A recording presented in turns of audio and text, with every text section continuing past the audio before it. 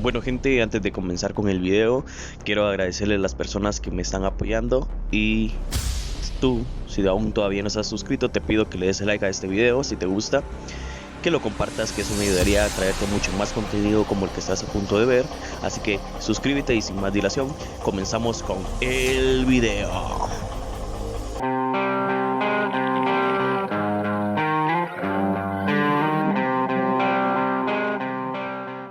Amar a un súcubo. Esta historia no es mía. De hecho, estoy violando la privacidad de un muy estimado amigo y estoy rompiendo un voto de silencio al contarla, por lo que espero que él y su familia me perdonen. No lo hago con mala intención. No quiero lucro o ensuciar un buen nombre. Es solo que siento que esta debe ser contada, debe circular y todos deben saber qué pasó. Ya que en estas épocas es una problemática real que está afectando a todas las culturas, no solo a la juarense, que se han ocupado de transgredir la palabra más poderosa del planeta y distorsionarla en su totalidad, quitándole casi todo su significado, el amor. Muy pocas personas en este mundo, casi un porcentaje inexistente, saben lo que es en verdad el amor. Creo que estarían de acuerdo conmigo cuando digo que el amor es algo que se debe trabajar, en lo que se debe invertir mucho tiempo y esfuerzo. Es como construir un edificio. Uno no simplemente dice, oh, quisiera un edificio ahí, y al siguiente día, ¡pum!, ahí está, perfecto y listo para ser habitado. Uno tiene que poner buenos cimientos, alzarlo bloque por bloque, cuidar que no vaya hueco, adornarlo, hacerlo bello, y uno no puede hacerlo solo. Cuando esté terminado, lo contemplará y verá que es bueno. Yo he sabido de personas en su lecho de muerte, ya ancianos y cansados, que miran a la persona con la cual se casaron, con la cual tuvieron hijos y compartieron su vida, y dicen, oh, entonces esto es el amor. Yo mismo puedo atestiguar que alguna vez intenté amar de verdad, y fue tan terrible, tan doloroso, que desde entonces he temido el amor, he respetado su poder, y ninguna de las pocas mujeres con las que he salido me podrá acusar de haberlo mencionado. Se podría decir que aprendí a la mala. Pero el amigo al que le pertenece a esta historia aprendió a la peor. Todo comenzó después de una fiesta a la que él y yo fuimos juntos, pero de la cual salimos solos. A mí me llevaron a mi casa unos vecinos de la cuadra, pero él se desapareció a la mitad de la fiesta y no lo volví a ver sino hasta el siguiente día. Como sea, ya no era él mismo. Regularmente era risueño, bromista, atractivo de su propia loca manera. Ahora era sombrío, distraído, como si estuviera inquieto. Los días que le siguieron, faltaba a clases, le salieron ojeras enormes bajo los ojos rojos, se puso más delgado de lo que ya era, y no importaba cuánto se lo preguntara, siempre decía que estaba bien. Yo comencé a temer que hubiera descubierto drogas, algo horrible en esa fiesta, así que fui a hablar con sus padres, a quienes también conozco y me conocen y nos respetamos mucho, para preguntarles. En su casa, el predicamento era el mismo, según me contó su madre. Me dijo que él apenas si comía, que por las noches lo escuchaba deambular por la casa y que pasaba en su cuarto la mayor parte del tiempo, sin hacer ruido. Me dijo que tenía la sospecha de que por las noches salía a escondidas.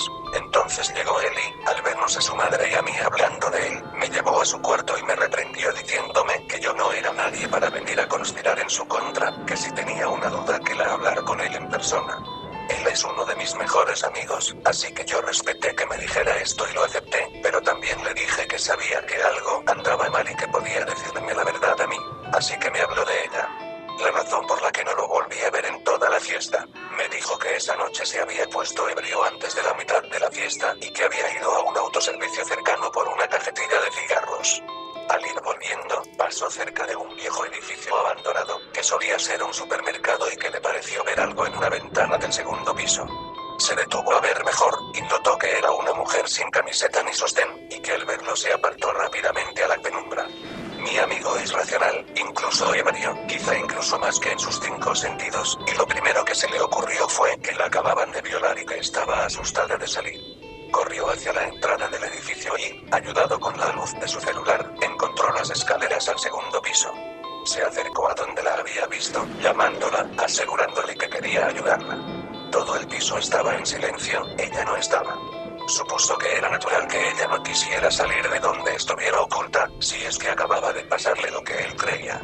Aún así, se sintió responsable de ayudarla, por lo que dejó su sudadera y su teléfono celular en el suelo y dijo que saldría del edificio para que ella pudiera ponerse la prenda y hacer una llamada, que le gritaría cuando estuviera afuera para que viera que era cierto. repitió que solo quería ayudar. Apenas comenzaba a retroceder para hallar su camino de regreso al primer piso, cuando la luz de su celular lo iluminó. Él se protegió los ojos del flash. Entonces el celular se deslizó por el piso hasta sus pies. Lo recogió y lo volvió a encender para descubrirla ahí parada frente a él, apenas cubierta por el suéter, cabizbaja y temblando, asustada y tímida, rasgo que lo volvía loco, así como a mí me volvía loco una mujer atrevida. La describió como joven pelirroja de aproximadamente 21 años, ojos cafés, piel clara, labios carnosos, 1,70 de estatura, 10 centímetros menos que él. 10 más que yo, complexión delgada, busto grande, caderas anchas y aparentemente la mujer más sensual que jamás hubiera visto. Él descubrió que quería abrazarla y decirle que todo estaría bien, aunque sabía que no era el lugar ni el momento. Lo correcto era sacarla de ese edificio y llamar a la policía, pero por más que se lo repetía no podía moverse, no quería dejar de mirarla. Puso su mano en la mejilla de la chica e hizo que alzara la cara hacia él, y cuando sus ojos se encontraron, me dijo que casi pierde el equilibrio. Y cuando ella le sonrió, me dijo que lo hizo sentir débil, que no lo pudo evitar. Dejó que su mano, la que no sostenía el celular, se deslizara lentamente hacia el suéter y se lo arrebataran a la muchacha, que no puso ninguna clase de resistencia. Al mirarla de cuerpo entero, se echaron a andar todos sus más oscuros deseos y fantasías como nunca antes había pasado con ninguna de sus anteriores parejas sexuales. Hizo una mueca y se maldijo por haberse distraído al observar la pantalla de su celular frente a él. Dijo que le llamó la atención que, según la pantalla de su cámara, no había nada frente a él. Tan solo estaba su mano con su suéter, y en cuanto vio esto, sintió todo el peso de su prenda colgándole del brazo, pues la chica se había esfumado. Dijo que en ese momento se había asustado tanto que había corrido hasta la salida del edificio y que no fueron sino las náuseas lo que lo detuvieron ya estando afuera. Se torció a vomitar todo el licor que traía encima. Y que cuando estaba a punto de limpiarse la boca con su suéter, su fragancia atrapó su nariz. Toda su tela estaba impregnada de un olor dulce y fresco, como a limas. Lo apretó a su nariz para inhalarlo, y que era todo lo que recordaba de esa noche. Me dijo que despertó el día siguiente en su cuarto, con una resaca y sin saber ni cómo había llegado hasta ahí. Se levantó y se acercó a la ventana, y mientras él hacía esto, yo me fijaba en su laptop, en la que había una extraña página abierta llena de signos y pentagramas, típica del buscador Tor, llamada La Purga. Mi amigo abrió las cortinas para dejar ver una bella flor blanca, parecida a un tulipán recién cortado, que estaba en un pequeño frasco con agua. Me dijo que la había encontrado al pie de su puerta, cuando salió de casa para ir a la escuela. Mi madre entra y sale por esa puerta como 10 veces antes de que yo me levante. Cientos de personas caminan frente a esa puerta por las mañanas. ¿Cómo es que nadie la pisó o la recogió?, preguntó. Yo no le supe responder. Me dijo que era la misma fragancia que ella había dejado en su suéter, que esta flor se la había dejado ella a forma de obsequio esa noche, como una ofrenda de amor. Estaba como nueva, no se notaba que tuviera más de un día. En este punto tuve que interrumpirlo para hacerle muchas preguntas, como por ejemplo si alguien había puesto algo en su bebida esa noche, o si sabía de alguien que le quisiera jugar una broma. No tenía duda de que él hubiera sido honesto con respecto a lo que vio, pues siempre tuvo mi confianza.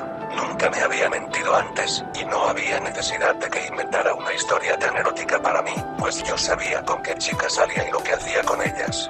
Pero lo que me acababa de contar era demasiado extraño para creer que hubiera pasado de verdad. Esto hizo que él se molestara porque pensaba que yo no le había creído y que se pusiera en un plan imposible. Yo traté de razonar con él. Le dije que quería oler su suéter para ver si era la misma fragancia de la flor, pero él se puso nervioso y me dijo que el suéter ya lo había lavado y que no podía dejarme oler la flor. Le pregunté por qué y él me dijo que nadie más debía oler la flor y que debía permanecer en su ventana en un frasco de agua en todo momento. Al preguntarle que quién le había dicho eso, él se volvió a poner nervioso y agresivo y me dijo que alguien que sí le creía y que no vendría a acusarlo con sus padres, y no importó cuánto tiempo más me pasé queriendo razonar, de ese plan ya no lo saqué. Para él, yo ya no era seguro. Terminé enfadándome y salí de su casa. No me explicaba cómo alguien tan ateo y racional como lo era mi amigo podía creer en su propia historia sin cuestionarse. Aunque también me llamó la atención escucharlo hablar de esa alucinación en el edificio y de ese alguien que le había dicho qué hacer con la flor que supuestamente ella le había obsequiado. Afortunadamente, yo sabía bien dónde encontraría respuestas, por lo que lo primero que hice cuando llegué a casa fue encender mi computadora, Descargar Tor para navegar en la Deep Web y buscar la página que él tenía abierta. La purga. La cosa estaba peor de lo que yo creí. Se trataba de una página de temas relacionados al ocultismo, misticismo y adoración al diablo. La verdad es que no tardé mucho buscando antes de dar con un tema de un usuario que se aseguraba haberse encontrado con una mujer desnuda en un edificio abandonado durante una fiesta, pues a juzgar por los comentarios y los likes, era uno de los temas más populares. Pero me desconcertó leer muchas cosas que mi amigo no me había contado a mí, y dudo que me hubiera contado. Los usuarios regulares le dijeron que, si quería ayuda, tenía que decirlo todo en relación a esa mujer, y él escribió que una noche después de la fiesta había ido a visitarlo. Que él pensó que era un sueño, por lo que no hizo más que disfrutarlo. Ella estaba sobre él, desnuda y excitada, y cuando él la sintió, se giró para ponerse sobre ella y aceleró el ritmo, bebiendo de su cuello aquella esencia de la flor mientras le hacía el amor. Dijo que la sensación de tenerla fue tan preponderantemente real que lo hizo sospechar que eso no era un sueño, y en ese momento se dio cuenta de que no lo era, o ya habría despertado, y solo entonces ella se desvaneció entre las sábanas, dejándolo ahí, con una enorme erección, tirándose un colchón. Se describió a sí mismo como patético, diciendo no una y otra vez, buscándola entre los edredones, bajo la cama. Dijo que desde entonces no había descansado, que llevaba días buscándola por todas partes. Que había ido al mismo edificio abandonado 3 o 4 veces llamándola. Entonces ellos le aconsejaron lo de la flor y que se mantuviera en contacto exclusivamente por esa página para que ellos pudieran ayudarle a reunirse con ella, pero que lo mantuviera en secreto. Lo que viste es un súcubo, le explicó un usuario que parecía una especie de superior de ese blog. Es un espíritu maligno que pudo haberte absorbido la vida de haberlo querido. El hecho de que sigas vivo significa que puedes tenerla, pero solo con el debido procedimiento. Mi amigo dijo que haría lo que sea, que estaba dispuesto a lo que fuera por ella. Ese fue el último mensaje que había en la página. Yo había llegado a tiempo para ser testigo desde el principio de la jornada de dolor que le esperaba a mi amigo. Le sugirieron que fuera esa de noche a ese edificio con su flor, cena de velas e hiciera una especie de ritual con un pentagrama, signo de la diosa del amor, y una ofrenda digna de una diosa. Nunca supe de qué ofrenda estaban hablando, pero algo me dice que mi amigo terminó sacrificando un gato. Ya a estas alturas, yo estaba considerando delatarlo con sus padres, pero no quería ser esa clase de amigo. Traté de restablecer comunicación con él, invitarlo a fiestas, presentarle amigas, volver a fortalecer nuestros lazos, recordarle que el mundo espiritual no tenía nada que el mundo real no tuviera. Pero él no quería escuchar. Seguí monitoreando la página. Publicó que el ritual no había dado resultado, porque no la había vuelto a ver y se estaba desesperando, pero ellos lo reprendieron diciéndole que ese era un rasgo inaceptable para cualquiera que quisiera contactar con los muertos, ya que algunos tardaban años antes de poder comunicarse con los demonios. No podía creer cómo le estaban lavando la cabeza a mi amigo y él ni cuenta se estaba dando. Le sugirieron muchas cosas a lo largo de las siguientes semanas, aunque todas eran una variación de lo mismo: pentagramas, velas, sacrificios, lecturas ocultas. Que intentara con sangre de cordero, que intentara con gotas de su propia sangre para que ella viera su honestidad, que intentara con velas negras de Occidente, que llevara incienso, que lo intentara de nuevo, pero que esta vez se quedara toda la noche velando. Me sentí tentado a ir a asegurarme de que estuviera bien en ese edificio, pero sentía tanto miedo de lo que encontraría. Tras unos días, me sorprendió lo que escribió. La he visto. Hice lo que me dijeron. Pinté el pentagrama, prendí las velas, hice el sacrificio, fui paciente y me quedé toda la noche velando. A las 4 de la madrugada, tomé un cuaderno y me puse a hacer un bosquejo de ella recostada a lápiz. Y cuando llevaba más de la mitad del dibujo, miré frente a mí y ahí estaba ella en la misma pose en la que la estaba dibujando. Al verla, solté el cuaderno y fui hacia ella, pero se desvaneció en el aire, dejándome solo de nuevo. ¿Qué hago ahora? Ellos le aconsejaron que tratara de hacer lo mismo en su casa, en un lugar donde la pudiera arrinconar, pero que no se le acercara demasiado rápido, pues era demasiado tímida y se iría si él era brusco. 2 días después volvió a escribir. Esta vez casi lo consigo. Hice 2 o 3 bosquejos de ella en distintos poses antes de que comenzara a aparecérseme. Siempre traté de atraparla, pero ella desaparecía. ¿Qué hago? ¿Por qué no me deja tocarla? ¿Por qué no me deja estar con ella? Todo alcanzó proporciones inimaginables y yo decidí que ya era suficiente. Ya no lo veía en la escuela, se había desatendido por completo. Tan solo lo veía en la calle, cuando venía de alguna de esas tiendas extrañas que frecuentaba, donde vendían rituales satánicos u objetos de culto. Estaba delgado, casi escuálido, rayando en lo ridículo. El tipo atractivo y divertido se había perdido por completo. Se le veía enfermo y débil, y para colmo, tenía cortadas enormes en las palmas de la mano. No podía permitir que siguiera con esto, por lo que lo confronté y le dije que sabía todo lo que estaba haciendo para invocar a la mujer desnuda, aunque no le dije cómo lo había descubierto, y que si no desistía hablaría con sus padres. Él intentó atacarme, pero en ese estado no podría vencer ni a una mosca. Me acusó de no tener ni la menor idea de lo que era el amor, y de lo que se tenía que sacrificar para obtenerlo. Yo, como todo buen católico, traté de hablarle del amor que conocía, que es querer lo mejor para una persona. Le dije que si ella, real o no, lo amara, habría aparecido desde que él comenzó a hacerse daño para llamar su atención. El amor es cosa de vivos, eso le dije. Él me disuadió de hablar con sus padres diciéndome que había entendido que yo estaba en lo cierto. Me dijo que olvidaría todo el asunto, pero que le diera tiempo, que tenía que dejarlo de lado a su manera. Quizá fue el dolor que vi en sus ojos lo que me convenció, pero eso no me contuvo de volver a revisar la página para ver si era cierto. Él había publicado otro mensaje esa tarde. Hoy, después de un día de ayuno, de otra ofrenda de sangre y una noche en vela, se me apareció una vez más, por fin. Mientras hacía un trazo de ella sentada en mi cama cruzando la pierna. Estaba envuelta en mis sábanas, sonriéndome, y siguió posando para que yo pudiera terminar mi dibujo. Esta vez, vi algo entre sus cabellos parecido a alas largas. Se veía como un ángel. Fui paciente, no me apresuré. Al terminar, solté mis cosas con mucho cuidado y fui de rodillas hacia ella, suplicándole, rogándole. Se dispuso a desaparecer, pero yo alcancé a sujetarle un tobillo. Y esta vez no desapareció, se quedó quieta. Yo me arrastré como un gusano hasta su pie sin dejar de suplicarle, de rezarle. Lo tomé entre mis manos, logré besarlo, acariciarlo con toda mi cara, impregnarme de esa esencia. Seguí besándole el pie, luego el chamorro, y seguí subiendo, pero cuando llegué a la rodilla, ella se fue. Ya no sé qué hacer, ya no puedo más. Y por si fuera poco, alguien se dio cuenta de lo que estoy haciendo y está pisándome los talones. ¿Qué puedo hacer para estar con ella ya? Entonces los usuarios de la página le propusieron esto. Es una señal de que tus esfuerzos te están acercando a ella. Pero debes entender que tú eres un ser corpóreo, tratando de amar a un ser fuera de nuestro plano. Aunque su amor es fuerte, no pueden vencer esa separación. Quizá a ella le cuesta más estar ante ti de lo que a ti te está costando. Debes entender que ya es hora de que tú te arriesgues al máximo sacrificio por ella. Entonces decidí que era el momento preciso para romper el silencio y hablar con sus padres. Les conté todo lo que sabía, desde la fiesta hasta los mensajes de la Deep Web.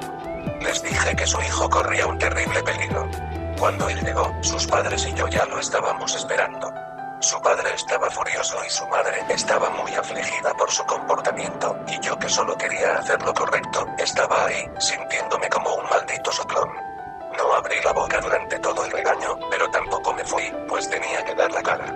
Sé que él me estaba viendo furioso mientras su padre le quitaba la computadora y le decía que lo enviaría con un psicólogo para sacarle esa absurda idea de la cabeza tan pronto como fuera posible.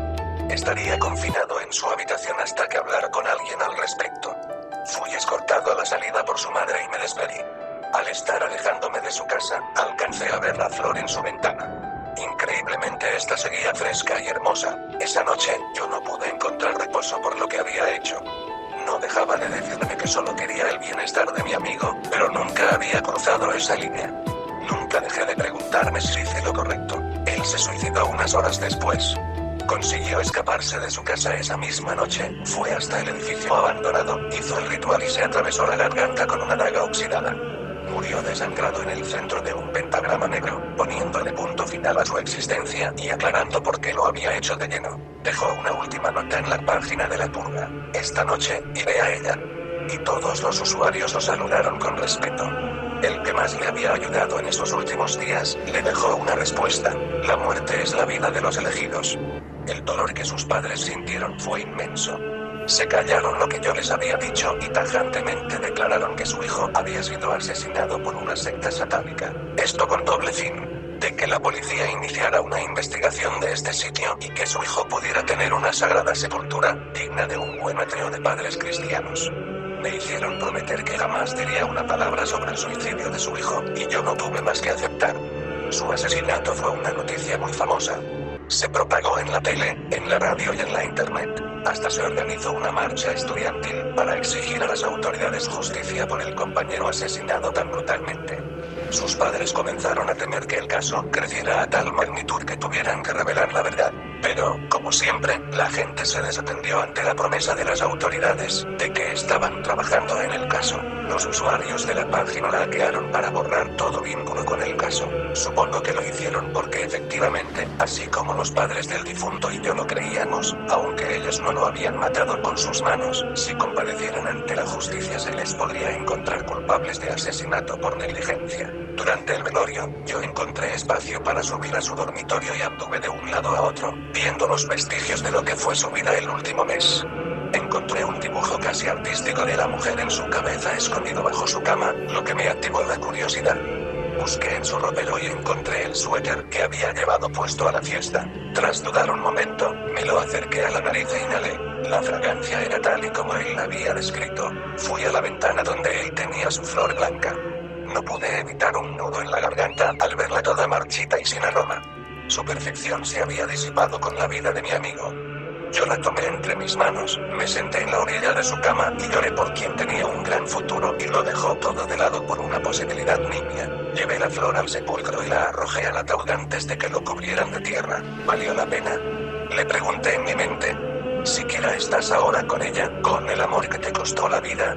En ese momento de verdad lo quería saber, quería creer que su sacrificio no había sido en vano. Como sea, obtuve mi respuesta esa misma noche. Había comenzado a llover y yo estaba demasiado pensativo como para conciliar el sueño. Como mi madre estaba ya dormida, tomé un cigarro y salí al umbral de la puerta a fumármelo. Pero antes de poder terminarlo, mi nariz inhaló una esencia familiar. Lentamente bajé la mirada al primer peldaño del porche de mi casa para descubrir una bella flor blanca recién cortada. Me acerqué a levantarla y descubrí que justo frente a mi casa, del otro lado de la carretera, sentada en la banqueta bajo una farola de alumbrado público, empapada por la lluvia, estaba ella cruzada de piernas, la misma mujer del dibujo de mi amigo. Me estaba viendo, con una sonrisa atrevida en la comisura de los labios y ojos lujuriosos. Y no pude evitar sentirme fuertemente atraído. Era más perfecta de lo que cualquier dibujo jamás podría. Aparté la flor y la pateé fuera de mi porche. Entré a la casa apresuradamente, cerré con llave y puse las cortinas de las ventanas. Arrimé el sofacama de la sala bajo una pintura de la Virgen María que teníamos adornada con focos verdes. Recé 3 Padres Nuestros antes de poder tranquilizarme. Hubiera podido vivir pensando que el sacrificio de mi amigo no había sido en vano, pero esto no era un cuento de hadas. La mujer que lo abordó ni siquiera se había inmutado con su sacrificio, quizá ya hasta lo había olvidado. Nunca más la volví a ver. Al día siguiente, la flor seguía ahí, pero estaba pisoteada y maltratada, deshecha por todos los desatendidos peatones que habían circulado toda la mañana por la banqueta. Yo la tomé y la quemé con mi encendedor, aunque pienso que estuvo de más. Creo que bastó que la alejara de mi casa para que la mujer viera que no estaba interesado y se largara. Supongo que trataba inútilmente de destruirla a ella, pero supongo que no estaba atada a la existencia de esas flores, o se habría terminado cuando la que mi amigo tenía se marchitó. Finalmente, creo que esta historia, que parece completamente irreal, tiene una moraleja muy real. Lo que yo creo, lo que pienso de todo esto es, está bien morir por amor. Más que bien, es grande, es el máximo sacrificio que alguien puede ofrecer. Como sea, morir por amor y morir por una mujer, o un hombre, no necesariamente significan lo mismo. Morir por una mujer que no te ama podría llegar a ser lo más tonto que uno podría hacer. Él dio la vida por ella y esta mujer consumió a mi amigo sin ningún remordimiento porque era lo que ella hacía. No tenía un corazón que compartir con él, no tenía amor que dar.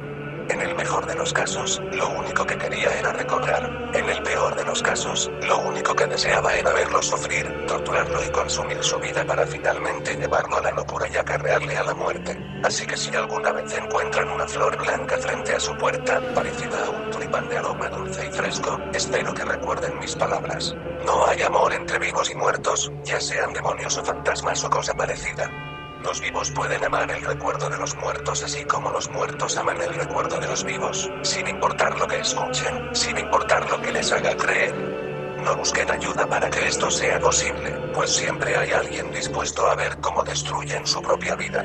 Lo mejor que pueden hacer por ustedes mismos es arrojarla lejos de su hogar tan pronto como puedan, antes de que comiencen a creer cosas que no son.